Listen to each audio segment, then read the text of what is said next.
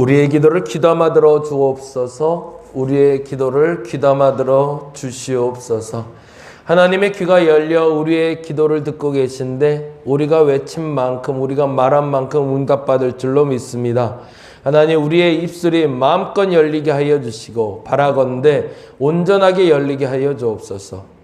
구하는 것이 있느냐라고 물으실 때 그 구하는 것을 명확하게 하나님께 구할 수 있게 하여 주시고, 원하는 것이 무엇이냐 물어보실 때 원하는 것이 이것입니다라고 분명히 말할 수 있는 우리가 되게 하여 주옵소서.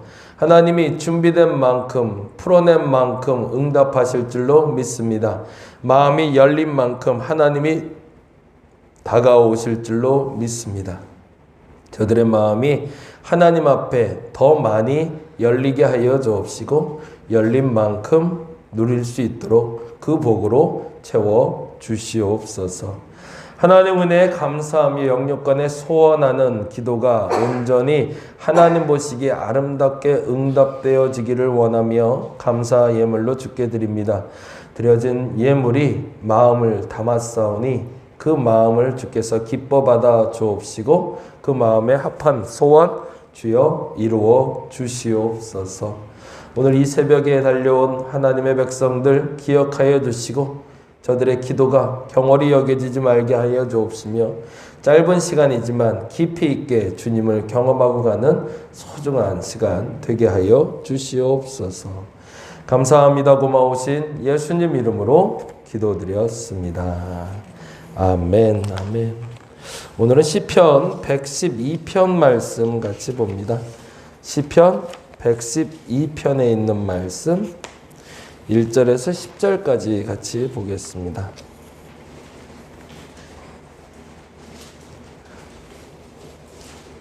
시편 112편 1절에서 10절. 우리 같이 한 목소리로 천천히 읽어보도록 합니다. 할렐루야. 여호와를 경외하며 그의 계명을 크게 즐거워하는 자는 복이 있도다. 그의 후손이 땅에서 강성하며 정직한 자들의 후손에게 복이 있으리로다. 부와 재물이 그의 집에 있으며 그의 공의가 영구히 서 있으리로다. 정직한 자들에게는 흑암 중에 빛이 일어나나니 그는 자비롭고 긍휼이 많으며 의로운 이로다. 은혜를 베풀며 구워주는 자는 잘 되나니 그 일을 정의로 행하리로다. 그는 영원히 흔들리지 아니하며 의인은 영원히 기억되리로다. 그는 흉한 소문을 두려워하지 아니하며 여호와를 의뢰하고 그의 마음을 굳게 정하였도다. 그의 마음이 견고하여 두려워하지 아니할 것이라. 그의 대적들이 받는 보응을 마침내 보리로다. 그가 재물을 흩어 빈궁한 자들에게 주었으니 그의 의가 영구히 있고 그의 뿔이 영광 중에 들리리로다. 악인은 이를 보고 한탄하여 이를 갈면서 소멸되리니 악인들의 욕망은 사라지리로다. 아멘. 분명하게 구별되는 두 가지를 이야기하고 있는데, 악인은 이러하다, 의인은 이러하다라고 규정하고 있어요. 그리고 112편은요, 111편과 연관된 본문인데, 지난주에도 말씀드렸지만 시작이 알렐루야로 시작되잖아요. 시브리어 알파벳 A, B, C, D, 우리나라 가나다 순처럼. 그래서 이 순서대로 112편과 111편은 가나다 순으로 배열해 놓고 세로로 쭉 써놓고 A는 뭐, B는 뭐, C는 뭐 이렇게 해서 적은 시가 바로 112편이에요. 그래서 112편과 111편은 가나다 순으로 쭉 이렇게 적은, 그리고 누가 언제 기록했는지는 알 수 없는지. 그런데 내용이 그래서 111편과 112편이 비슷하다고 해서 쌍둥이 시편이라고 부르기도 합니다. 공통된 이야기는 112편 1절에 있는 이야기와 111편 1절에 있는 얘기가 같은 얘기인데요. 먼저 111편 1절을 한번 볼까요? 111 1편 1절입니다. 할렐루야, 내가 정직한 자들의 모임과 회중 가운데서 전심으로 하나님께 여호와께 감사하리이다. 정직한 자들의 모임에 줄을 좀 쳐놓고요. 그와 상응하는, 그와 동격으로 쓰이는 단어가 있음을 보게 됩니다. 그 동격으로 쓰이는 단어가 112편 1절이죠. 예, 112편 1절에 이렇게 되어 있습니다. 같이 읽어볼까요? 할렐루야, 여호와를 경외하며 그의 계명을 크게 즐거워하는 자는 복이 있더라. 동격으로 되는 건 뭐죠? 복이 있다는 거죠. 그렇죠? 근데 감사하는 자가 그 복이 있다는데 어떤 사람이냐면 여호와를 경외하는 것과 여호와 앞에 정직한 자들의 모임과 같은 동격으로 보는 거죠. 여호와를 경외하는 것은 정직함이라는 거죠. 그 얘기를 다시 한번 풀어내는 것이 바로 112편의 얘기입니다. 그래서 구체적으로 2절에 다음과 같이 이야기합니다. 그러면 그 복이 뭘까? 그 복이 2절과 3절인데 2절에 이렇게 돼 있죠. 같이 읽어볼까요? 그의 후손이 땅에서 강성하며 정직한 자들의 후손에게 복이 있으리로다. 그럼 무슨 복이 있대요? 후손이 잘 되는 복이죠. 내 다음 세대가 잘 되는 복이 누구에게 있다? 하나님을 경외하는 자, 정직한 자에게 있다. 그 정직이라는 단어와 부합한 삶을 살면 살수록 내 후대는 더 하나님 앞에 부한 사람으로 그리고 복을 누리며 살 수 있다는 거죠. 거기다가 그렇게 적어 주시면 좋을 것 같아요. 하나님 앞에 열린 만큼 하나님이 채우신다. 이거는 공식과 같습니다. 후손이 땅에서 강성하길 원해요. 근데 그 기준을 하나님이 정해놓지 않으셨어요. 무조건 믿음을 가지면 후손이 강성하다고 말하지 않습니다. 그 믿음을 얼만큼 가졌냐에 따라서 그 후손의 강성함이 결정되더라는 거죠. 내가 하나님 앞에 마음을 연 만큼, 내가 하나님 앞에 열려진 만큼 하나님은 그만큼 보답을 하십니다. 내가 하나님을 아는 만큼 하나님은 그 복을 허락하시지 내가 모르는 만큼 하나님 허락하시지 않으세요. 어저께 저희 교회 집에서 가정예배 드렸던 본문이 베드로가 예수님을 풍랑 중에 만난 장면이었어요. 그래서 베드로가 예수님을 바라보며 주여 만일 주시거든 나로 그 무리를 걸어오게 하소서라는 본문을 가지고 아이들하고 이야기를 나눴는데 아이들하고 이제 여러 가지 대화를 나누면서 그런 얘기를 했어요. 의심하는 게 죄일까라는 거였어요. 의심하는 게 죄가 될까요? 저는 그렇다고 생각하지 않습니다. 의심한다는 것은 이미 믿음의 실험실로 들어온 것이기 때문에 그것이 오히려 복되다라고. 그래서 저희 아이들한테는 그렇게 요청을 했어요. 마음껏 좀 의심했으면 좋겠다고. 그걸 의심이라는 단어를 쓰니까 좀 불편해지는데 하나님에 대한 궁금증을 가지고 살아라. 다른 12제자가 다 있는데 굳이 베드로만 왜 무리를 걸으려고 했을까? 그의 믿음이 그만큼 하나님 앞에 열려 있었던 거죠. 예수님이 오시던 예수님이 안 오던 제자들은 어떤 이들은 두려워하고 있는 거고 어떤 이들은 무시하고 있는데 베드로만큼은 궁금했던 거죠. 예수님은 알겠는데 어떻게 무리를 걷지라는 거죠. 그리고 만일에 예수님이 걷는다면 나도 되지 않을까? 예수님이 한다면 나도 할 수 있지 않을까? 라는 믿음의 실험이 그를 유일하게 이 땅에 사는 사람 중에 무리를 걸을 수 있는 사람으로 경험하게 만들어 주셨고 비록 물에 빠졌지만 예수께서 물에 빠져가는 것을 건져냄을 경험했던 유일한 남자가 베드로였다는 거죠. 저와 여러분이 기도한다라고 얘기할 때 그 기도의 기준과 그 폭과 그 깊이가 얼만큼 열려 있냐에 따라서 여러분이 얻어가실 수가 있고 여러분의 후손이 얻게 될 겁니다. 그래서 저는 개인적으로 그렇게 부탁을 해요. 마음껏 의심하라고. 근데 의심한다라는 표현에 조금 다른 표현을 쓰면 훨씬 더 이해가 편해지는 게 호기심을 많이 가지라고. 그래서 우리 큰애한테 물어봤더니 큰애가 그러더라고요.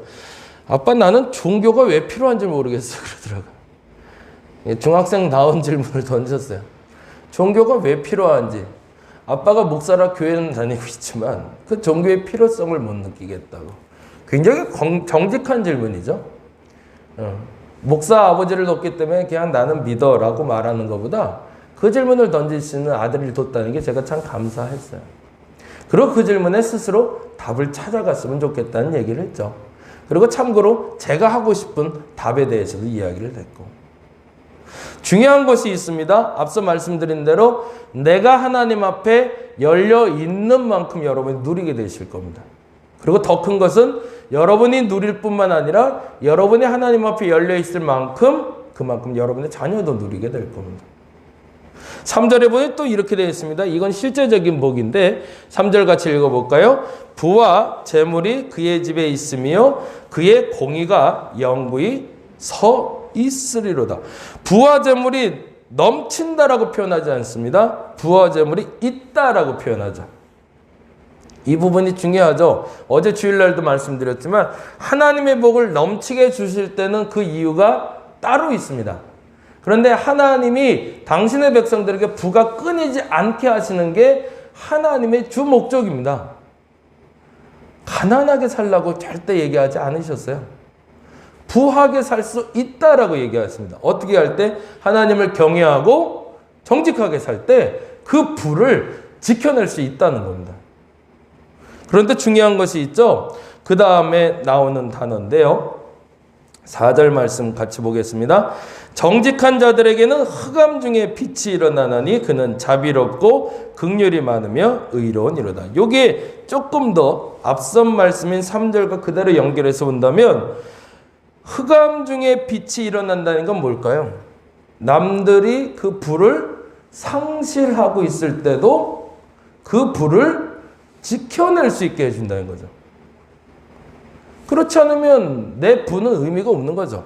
내가 하나님을 믿는데 남들 어려울 때 다 어렵고 남들 좋을 때 나도 좋다면 그건 하나님 믿는 거하고는 별 의미가 없죠. 어떤 분 어제 그 얘기를 들었는데 내가 주식만 사면 주식이 떨어지고 내가 주식을 팔면 주식이 올라가고 이상한 법칙이 있다고. 그게 세상 사람들이 그대로 경험하고 있다면 하나님을 믿는 사람들은 흑암 중에도 빛이 있더라는 거죠. 그게 달라야 예수 믿는 맛이 있는 거고 하나님을 믿는 것에 대한 결과물이 될 수 있겠죠. 근데 그 전제가 뭐냐는 거죠. 그렇게 누릴 수 있는 전제는 하나님 앞에 정직함, 하나님 앞에 경외함이라는 겁니다. 그 경외함과 정직함을 지켜내는 한 하나님은 여러분의 부를, 여러분의 자녀를 지켜주실 거라는 겁니다. 근데 얼만큼? 내가 연 만큼. 내가 열어버린 만큼. 그러면 그 부와 재물을 지킬 수 있는 또 다른 방법을 하나님이 알려주시는데 그게 바로 5절이죠. 그리고 5절과 9절에 동일한 단어가 나오고 있는데 5절 읽어봅니다. 은혜를 베풀며 뭐라고 되어 있죠? 꾸어주는 자는 잘 된대요. 이게 어저께 주일날 말씀드렸던 넘치는 재산에 대한 하나님의 은혜를 나누는 걸 말합니다. 은혜를 베푸며 꾸어주는 자라는 건 빚을 지게 해주라는 얘기가 아니라 눈치껏 필요한 자에게 공급하다라는 뜻입니다. 눈치껏 알아서 공급해주다. 그 말을 조금 더 달리하면 9절에 이렇게 되어 있어요. 9절을 말씀 같이 한번 읽어봅니다. 그가 재물을 흩어 빈궁한 자들에게 주었으니 거기다가 줄을 좀 쳐놓죠. 은혜를 베풀며 꾸어놓는 자라는 말은 재물을 흩어 빈궁한 자에게 뭐 한다고요? 꾸어주는 자가 아니라 줘버리는 사람들, 그 사람들에게는 뭐가 있대요? 기가 막힌 단어가 나죠. 그의 의가 영구히 있을 거래요. 그러면 우리가 못하는 건 뭘까요? 첫째는 하나님 앞에 정직하지 못한 거죠. 내 자녀가 일이 자꾸 문제가 발생하고 있고 나의 부가 세상의 부와 절대적인 기준으로 봤을 때도 자꾸 부가 자꾸 누수가 생기는 이유는 가장 근본적인 건 내가 하나님을 경외하지 않았거나 하나님 앞에 정직하지 않았기 때문에. 조금 더 구체적으로 말씀드리면 하나님 앞에 덜 마음이 열렸기 때문이라는 거죠.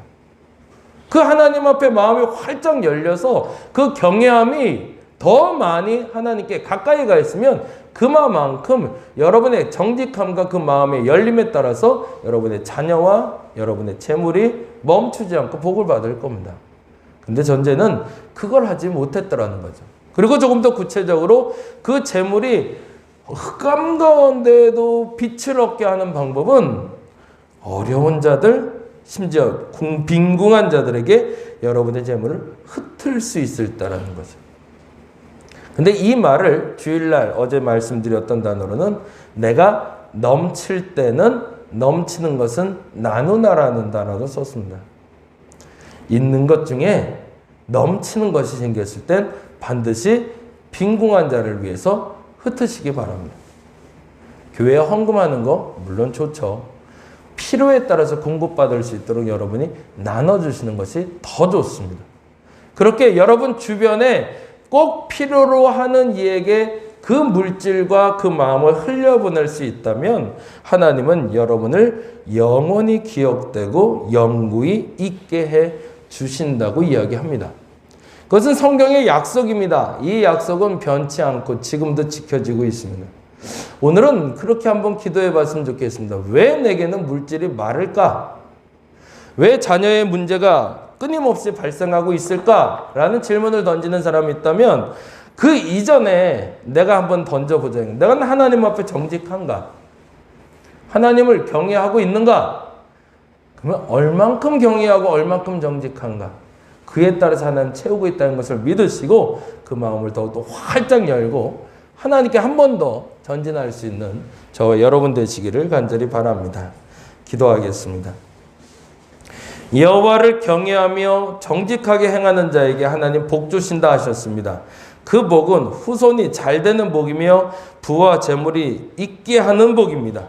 넘치게 하는 복이 아니라 그 부와 재물을 지킬 수 있는 지혜를 주시는 복입니다.